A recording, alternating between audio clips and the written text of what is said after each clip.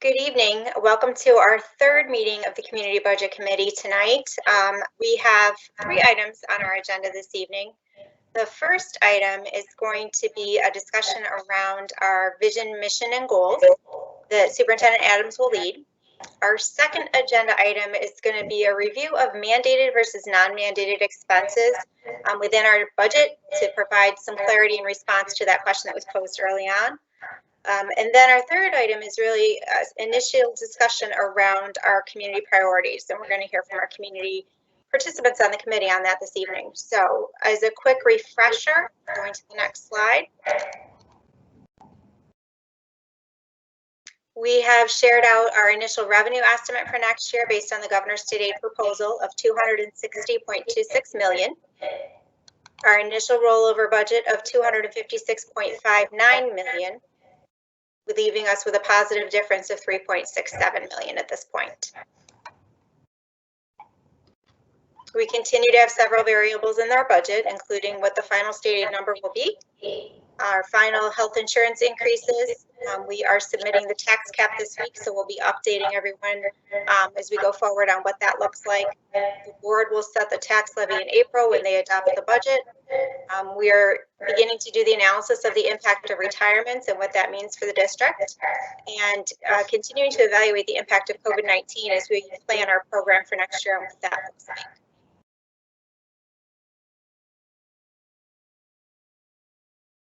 And I will turn it over to Superintendent Adams.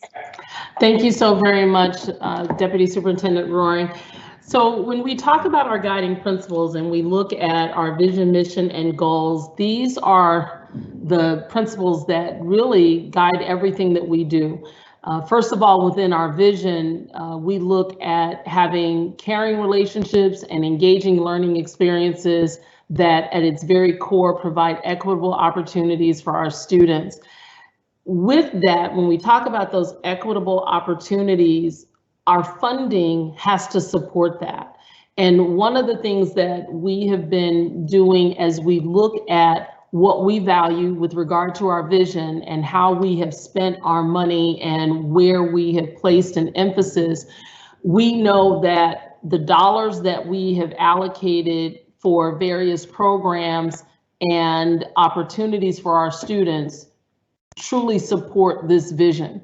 It helps us with our mission, which is how we go about accomplishing that vision, which is to have a robust educational program for our students, be it in person or virtual. And that looks at the training that we have for our teachers, for our administrators and support staff. It's not just one group above the other that experiences professional development. We do invest in the professional development of all of our employees so that they can each see their connection to our goals, which would be student achievement is first and foremost. And how do we enhance the delivery of quality instruction? That is not just through professional development, it's also making sure that our teachers have the right equipment and supplies that they need to deliver that instruction. In doing that, we have to have effective leadership in place, which means that we are building that leadership capacity and increased accountability on an ongoing basis. And so monthly, we have professional development with our administrative teams. We look at how are we developing a system of embedded accountability so that accountability is not a one-off or a standalone, it's embedded in the work that we do, because then we can self-monitor, but then we also have formal stages of formative assessments for the adults in the system and formative development, as well as the summative, which is the annual evaluation, depending on where a person is in their tenure or their probationary status. We know that it's important for our families to feel empowered to help support the success of their own children. And what are those opportunities that we have through our parent university, through our online resources? I think specifically about as we transitioned back in March of 2020 to a virtual or distance learning environment, the amount of professional development and resources that we had available for families that we pushed out to get to know that Google Classroom and Google platform to understand what are some of the ways in which parents can help their own child.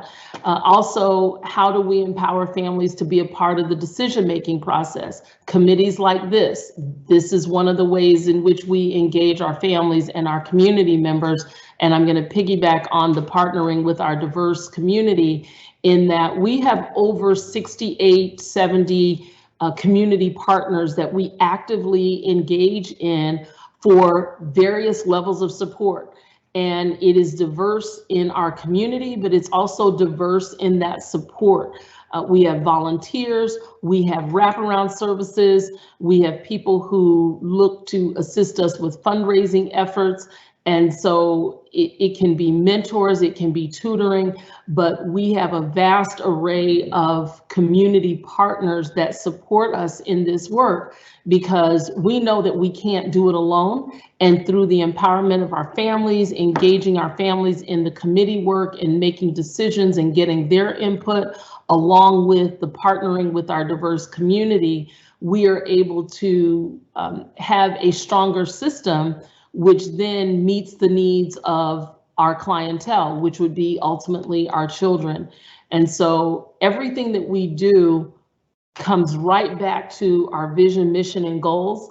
When we looked even last year, despite the budget cuts that we needed to make, and no one was happy about that at all, and we would have much preferred not to have done that. But even when you look at where we maintained support for the programs for our students, the dollars that we were able to align to continue to support our students aligned with our vision and our mission.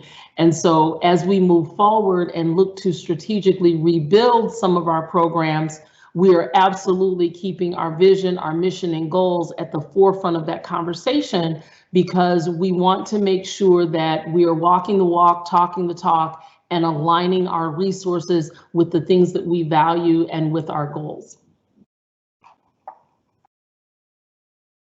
Any questions with regard to, with regard to our vision, mission, and goals from the committee? Thank you. So the next slide starts the conversation on mandated versus non-mandated expenditures. And what we did was we took our rollover budget and parsed that out in those two categories to really reflect the percentage of our spending that's driven by different requirements and statutes that we have to comply with versus the percentage of our budget that is more discretionary and flexible in how we use those funds. So looking at here, when you go down that chart, one of the first things you'll see is our almost $50 million of tuition that we have to pay out to charter schools and out of district placement, which is a fairly significant number for the district. When you think about that as part of a $256 million budget, it approaches 20%. So then we go down and we look at our special education programming, which is driven largely by individual IEPs. And those are the requirements that we need to meet to provide those children with their free and appropriate public education in the least restrictive setting as possible. Our salary for our employees is another significant portion of our budget. Then our debt service is something that we are required to make. We have not reviewed that yet. That's on our agenda next week. So we'll kind of take a longitudinal look at that and have an understanding of some of the drivers of that cost in more detail next week, but those are mandated payments.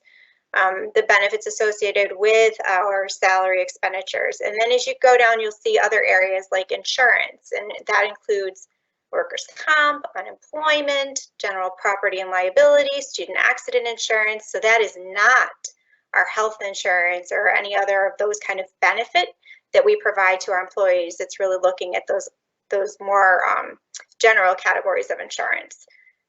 We have several requirements in the business office. We have a tax collector to support the property tax activities of the district. That is not a full-time position, but it is something we're required to do.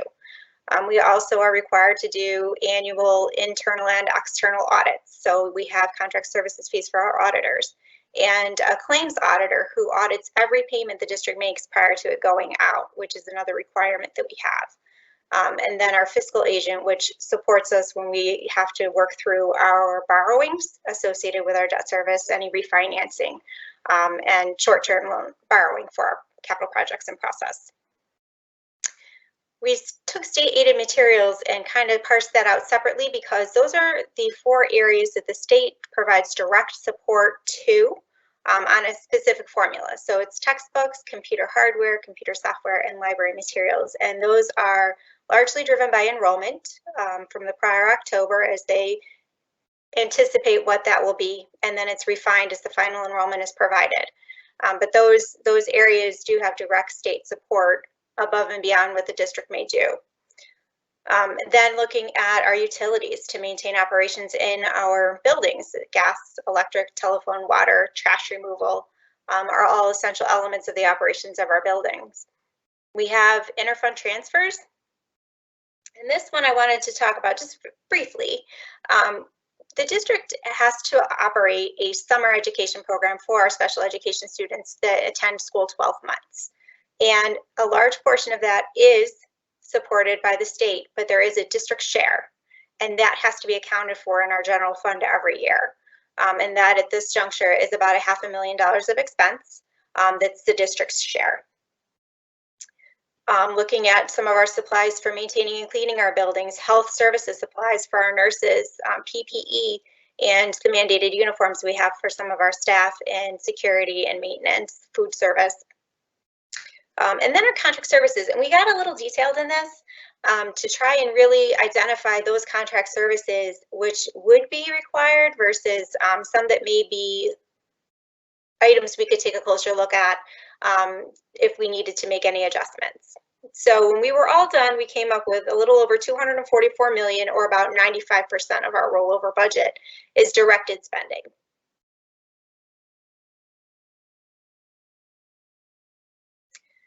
So I want to start by saying that while these are classified as non-mandated expenditures, these are expenditures that are closely aligned with our vision, mission, and goals.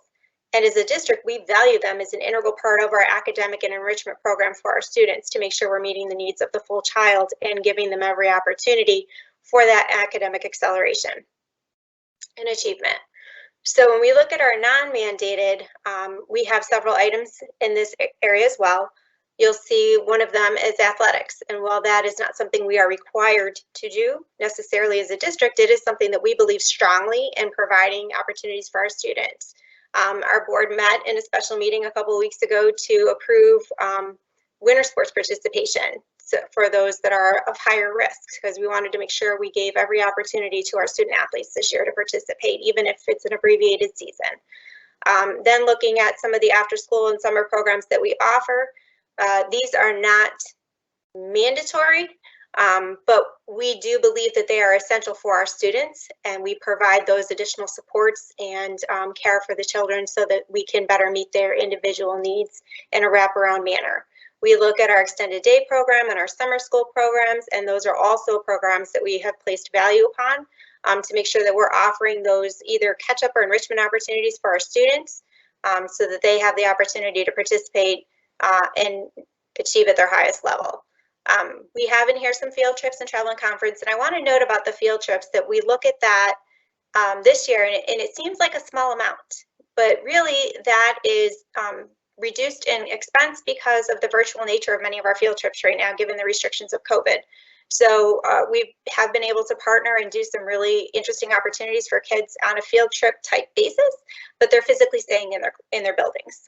So that is why part of that cost is not present in that number for next year, because we don't have the transportation and things associated with those opportunities for kids. Looking at our equipment, we have equipment for maintenance, health, and security. And while that may seem like an essential expense, technically it's not classified as an essential expense, along with our other equipment categories that support different functions around the district, such as science equipment or music equipment, and any office replacement equipment we may need if we needed to purchase additional computers for our staff. So when we got done with that, we came up with a little over $11 million, which was 5% of our rollover budget, which is really those areas that we would have the opportunity to look at differently but we believe that they're necessary and essential to our children's experience. So it might be helpful if we stop here and see if there's any questions on the mandated versus non-mandated expenditures before we go into our third agenda item. So if Tanya, if you can go back one slide, please. And I'll ask if the committee has any questions that I might be able to try and answer. So I have a few questions. Do you hear me? All right. On the contractual services, on the non-mandated, I think it would be helpful to have the list of what those are. And since you did parse what's mandated and non, again, I go to all of the board meetings and I'm absolutely positive that every one of those non-mandated ones are going to be needed because they have to do with equity and with instruction. But I still think it would be helpful, and I think also when you do the board meeting, that might be a question that will arise. I'm a little confused about where COVID plays in on the mandated as compared to the non-mandated, because on supplies, it sounded like you have COVID. I guess the question is a more general question, which is, as you're starting to move into at least quasi, physical instruction where it's not remote learning, and it's obvious kind of that that's what's happening, how that impacts your rollover budget, I guess, is really the basic question. And that is a very good question. That's a question that we are still working through. I'm getting some additional information from the instructional side as they work at planning that program to see what that looks like. And then any staffing impacts, we expect we'll have some staffing impacts. So we're going to take a very detailed look at what that is as we prepare to enter our fourth quarter this year and how we look at operating come the fall for our students. So that's in process. We don't have that number at this time. And just one last little question. I think you didn't mention, or I didn't hear it, the tuition Tech Valley. Could you explain Yes. that? So, go, Superintendent, did you want to answer? So one of the things with, I'm going to back up to the COVID impact. So there is a mandated and non-mandated component to the COVID impact. And so I'll take just a quick 30-second detour to kind of clarify that. The mandated portion has to do with the PPE, the cleaning supplies, et cetera, that we would have to do. I believe, and maybe that's something that we could also look at under the contract services, because within some of the non-mandated pieces, just like with field trips, there are some components within our contract services that, and Ms. Roaring, you can correct me if I'm wrong, we have some grant funded contract services that don't necessarily have an impact on non-mandated because they don't impact the general fund. The leeway that we have with some of those contract services may be in professional development that we have looked at over time. Where do we stand with that professional development? If we've had it over a few years, are we at the point where we are training the training model, train the trainer models, where we have hired someone to come in for a period of time, and now we've reached that tipping point of professional development such that now we don't need to continue those services because we have enough people in the organization trained in whatever that professional development is. And so now within those contracted services, it may be something that we can discontinue the contract service itself, but not the delivery of what we are looking to do. If that does that make sense? Completely. Okay, so when we say that these are non-mandated contract services, and I do think that it would be helpful because we know what we're seeing, and I think it's excellent to bring that about. There are contracted services that we may be able to, so in other words, there's $2.7 million in contract services that we could review and say, oh, of this $2.7 million, we're at a point now where $1 million, we may be able to not continue those contracts because we're at a point as an organization that we can continue the product of what we're looking for while discontinuing that contract. So now the services to our students won't be sacrificed, but yet we don't have to spend X amount of dollars on an external vendor. And the same thing we look at, you know, all of these that, and I will reiterate exactly what Deputy Superintendent Roaring stated. By non-mandated, we do not mean that we are eliminating them. It just means that these are items that we have some discretion on, and I'm going to now jump back to Tech Valley. One of the things that the board decided to do for a year was to postpone Tech Valley due to the financial situation that we were in. And so we are looking to resume that in the upcoming year so that we can build it back into the budget. That's part of that strategic rebuild, and then see where we stand at that particular point. Now, again, that doesn't mean that it's going to continue or not continue. We are looking at what does it look like for the upcoming year to reinstate that, and should that be something that is voted upon as with the recommendation, then it would be a part of that recommendation moving forward. I apologize. I have just one more question that I forgot, if you don't mind. In your 2021 rollover budget, you had itemized community schools as a budget item, which you haven't done here. I'm assuming that it's just part of the rollover budget. Am I right about that? That you're still doing, in Yes. other words, that community schools is still definitely, Yes. that's such a high priority for you. That, So yeah. for us, part of the community schools is set aside out of our foundation aid. So we do have a mandated spend in that of approximately $4.5 million. So that is part of our 95% of the budget that was on the previous slide. Okay. So that is captured there, yes.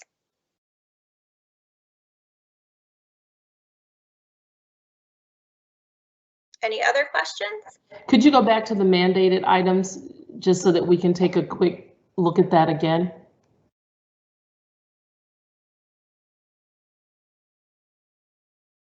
And community schools falls under which category for the benefit of the group?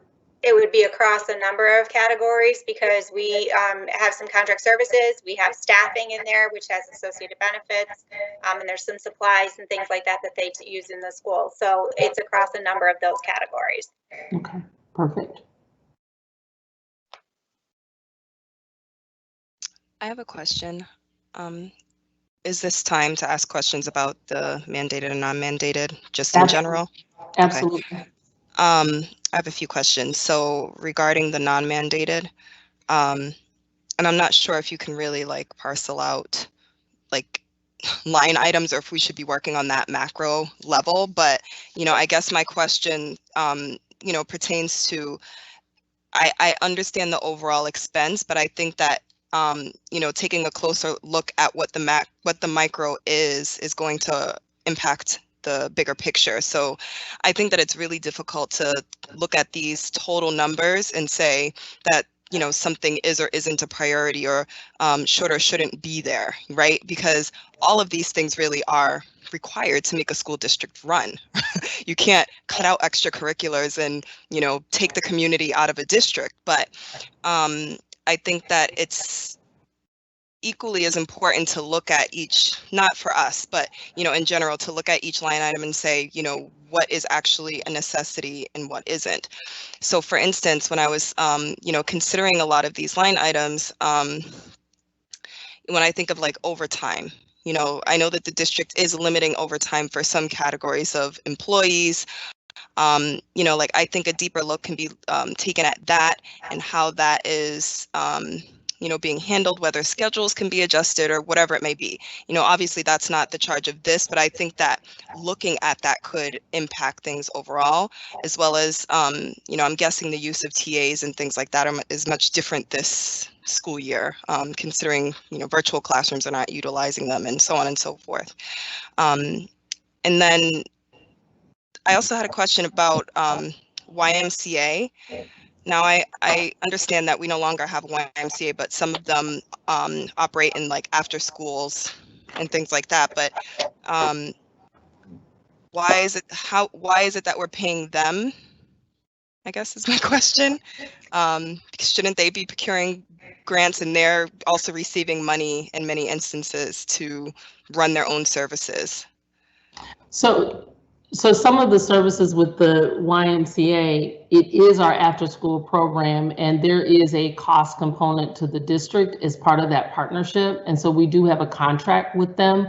And then there are guidelines within that, and we do keep that to a bare minimum. When we talk about our summer programs, the summer programs with the after school care with the YMCA, because the summer program is not a full day program. And so with that, there's that after school care that we partner with the YMCA with regard to where students go after school. And so those are kept to a bare minimum with regard to the services that are provided there. And usually it is for staffing purposes, where it may be some of our staff that are working there, et cetera. So there are quite a few components. So I guess to see where within those contracts, we can absolutely pull those contracts and provide that, because those contracts have gone through board approval so that you could see where those are. So we could easily pull those contracts to share those with the committee. There are only a few things that, even within this breakdown of non-mandated, where, so for example, athletics, within athletics, you're going to see soccer, volleyball, all the different sports that that the board just approved with regard to the high risk sports. So the cost of that would be like your cost of coaches, et cetera. So there's not a whole lot within athletics that is extraneous, if you will. When you talk about overtime, they do have some of their budget for overtime included. We have also minimized and put in a process for overtime that really streamlines that process. We can bring you where we were last year with overtime and then this year with overtime, knowing that COVID played a huge part in that. But again, as we rebuild for next year, and we know that these activities are coming back into place, with the process that we have in place, what is that budgeted amount that we need to include in our rollover for overtime? Because we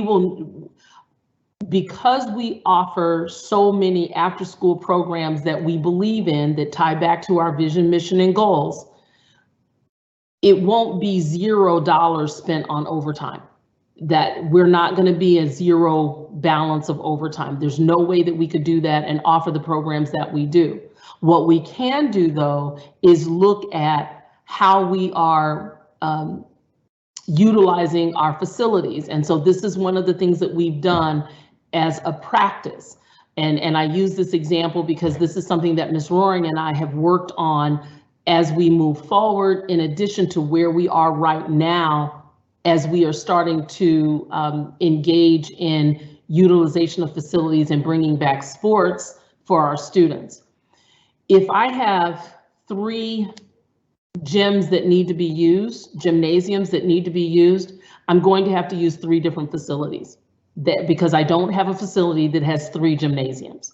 So that's understandable. I'm going to have custodial, I'm going to have security, I'm going to have to use those 3 different buildings. However, let's say that I have a request that comes in for the cafeteria, the gymnasium, and 3 classrooms. Regardless of the level, if that's what I need, I can consolidate the use of that facility to 1 building. versus in the past, what we did, people would request the location and we could have single events happening in 17 buildings on any given Saturday. So one of the things as a system, and this goes back to how we strategically rebuild and create a better system. When we look at our system of how we use facilities, now we're looking at consolidating that use so that now instead of 17 people, I may only need 4. So right away, I've cut down that overtime because I'm using 5 versus, 25. And I'm, of course, using that for example purposes.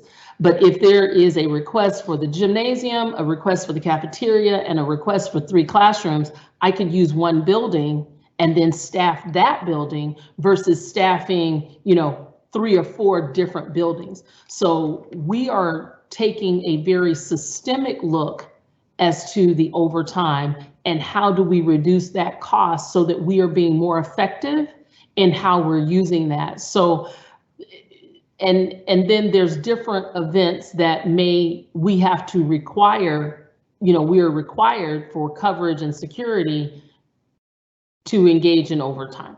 If there's a tournament of some sort that is on Saturday, if there's a basketball tournament or something like that, and we have a Saturday, or we have Winter Guard where we use the building on a Saturday, then we know that those things are built into our system. And so we know how many people we need to staff that. We know what that overtime cost is going to be. And so we can budget accordingly for that. When we talk about supplies, supplies many times is just strictly the budget piece, looking at comparatively year over year, how much have we spent? Did we expend the total $1.3 million for supplies? That may simply be a 20% reduction, because if we have supplies from this year that carry over to next year, we may not need to spend 1.3. We may only need to spend $700,000 on supplies. But that's where those comparisons year over year happen, because rather than saying we're not going to order, paper, we're not going to say that we're not going to order paper. What we do is we look at our expenses and then we say we could easily reduce by 20%. Now that 20% reduction, we know what that amount is, and then we just have to adjust the ordering of various supplies throughout the year so that we stay within budget. Does that make sense? Yes, it absolutely does. Yeah, and I think that's exactly where I was going, is like, what are the systemic procedures to what's happening?